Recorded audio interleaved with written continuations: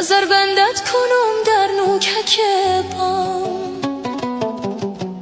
نظر بند می کنم چند بوسگی رو، دوتا صبح و دوتا چاش دوتا شام، دلم مانده براحت مثل آهو، به هر سو می دوم بیچاره و سوز گریه شب چراغم خوش کردم، همه نالم به یاد تو به هر سو، سکوتم را به باران هدیه کردم،